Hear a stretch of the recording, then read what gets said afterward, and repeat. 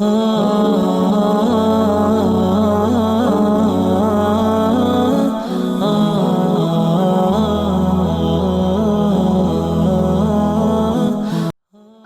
علیکم دوستو، آج کی اس ویڈیو میں ہم آپ کو بتانے والے ہیں کہ سفید مرغا پالنے والے مسلمان حضور پاک صلی اللہ علیہ وسلم کا فرمان ضرور سنیں۔ سفید مرغا پالنا کیسا ہے؟ جن لوگوں کے گھر سفید مرغا ہوتا ہے اس میں کس طرح کی برکتیں آتی ہے اور کیسے اس گھر میں خوشحالی آتی ہے، اور مرغے روز صبح زور زور سے اذان کیوں دیتے ہیں، اس کے اذان کا کیا مطلب ہے۔ پیارے دوستو، یہ ویڈیو ان سب لوگوں کے لیے بہت ہی خاص ہے جو پرندے پالنے کے شوقین ہیں، اور خاص کر مرغے پالنے کے۔ تو ویڈیو شروع کرنے سے پہلے اگر آپ ہمارے یوٹیوب چینل پر نئے آئے ہو تو چینل کو سبسکرائب کر کے بیل آئیکن ضرور دبا دیں۔ تو چلیے ویڈیو شروع کرتے ہیں۔ دوستو، تہجد کے وقت سے ہی ایک آواز ہمیں آنا شروع ہوتی ہے، جس کی آواز سے اندھیرا ختم ہو جاتا ہے اور ہر طرف روشنی پھیل جاتی ہے اور سورج نکل آتا ہے۔ اس آواز میں قدرت کا ایک راز چھپا ہے، اور یہ آواز ہے مرغے کی آواز، جسے انگلش میں روسٹر یا پھر کوک بھی کہتے ہیں۔ مرغا 4 مہینے میں بھی آواز نکالنا شروع کر دیتا ہے، جس سے ہم لوگ کہتے ہیں کہ مرغا بانگ دے رہا ہے یا اذان دے رہا ہے۔ اس کے اذان کے پیچھے کیا راز ہے؟ مرغا زور زور سے اذان کیوں دیتا ہے؟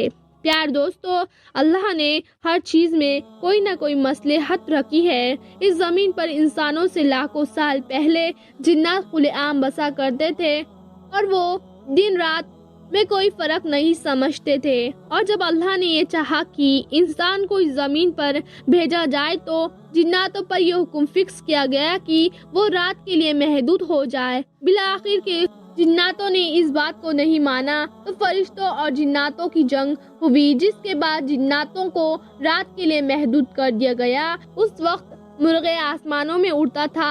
اللہ نے اس مرغے کو چنا اور اس کے اڑنے کی طاقت کو کم کر کے اس کی آواز کو اور بھی زیادہ بلند کر دیا تاکہ اس کی آواز دور دور تک جائے، اور اس کو یہ ذمہ داری دی کہ وہ زمین پر ہی رہے۔ جب رات اپنے پتا کو آ جائے تو دن قریب آنے لگے تو اپنی آواز سے یہ حکم پھر کر دیا گیا کہ جنات کا وقت ختم ہوا اور انسان کا شروع ہوا، اور اللہ نے مرغے کی آنکھوں میں قوت والا بھی رکھا ہے۔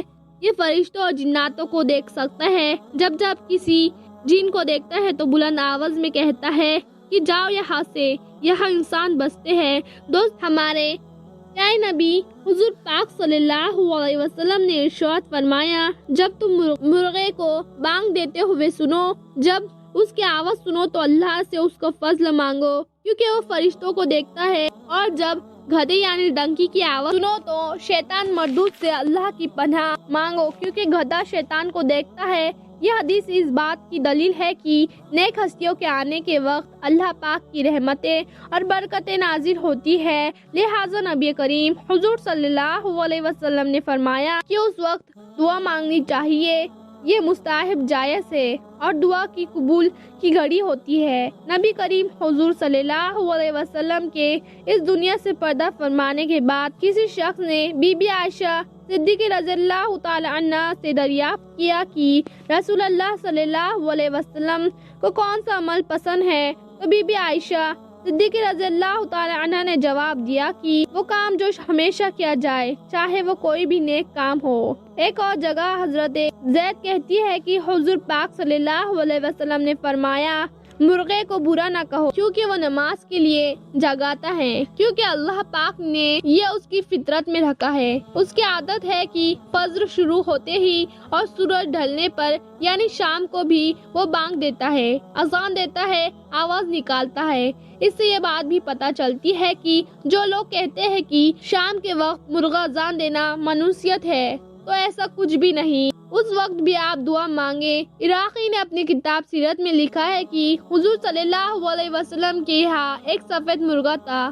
حضرت عبداللہ بن عمر سے روایت ہے کہ آپ صلی اللہ علیہ وسلم نے ارشاد فرمایا، مرغا نماز کے لیے لوگوں کو جگاتا ہے، تو جس نے سفید مرغا پالا وہ 3 برائیوں سے محفوظ ہو جائے گا، ایک شیطان، دوسرا جادوگر और तीसरा आइंदा की बातें यानी फ्यूचर की गलत बातें बताने वाले अमीरुल मोमिनीन शेर खुदा हजरत इमाम अली रज़ियल्लाहु ताला अन्हु फरमाते हैं कि मुर्गा का जान देना उसकी नमाज है और परों को फड़फड़ाना रुक और सुजूद है। और एक और जगह फरमाया गया है कि मुर्गे में यह आदतें पैगंबर की है। नंबर 1 वो सकी होता है, नंबर 2 उसमें बहादुरी होती है, नंबर 3 नमाज के वक्त पहचानता है, नंबर 4 अपनी शरीक हयात के लिए बहुत गैरतमंद है। एक और रिवायत में है कि जिस घर में सफेद रंग का मुर्गा बड़े बड़े परों और बालों वाला होगा और वो घर उसके इर्द गिर्द के घर बलाओं से महफूज रहेंगे।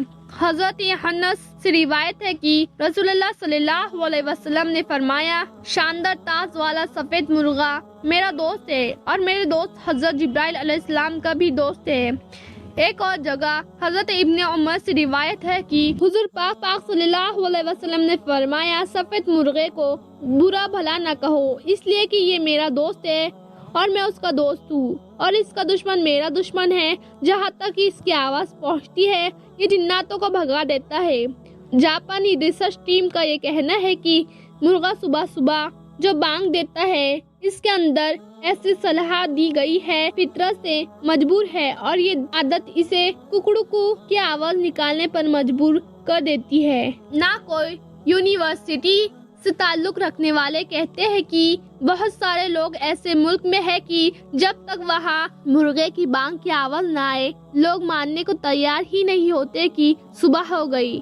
जब मुर्गे की आवाज पर रिसर्च की गई तो टीम ने इस बात का पता लगा लिया कि ये सुबह होने से पहले नींद से बेदार करने वाली घड़ी यानी अलार्म क्लॉक की आवाज देता है, उसका काम करता है। दोस्तों यही सब कुछ हम आपको बताने वाले थे आज की इस वीडियो में। इतना ही, अल्लाह हाफिज।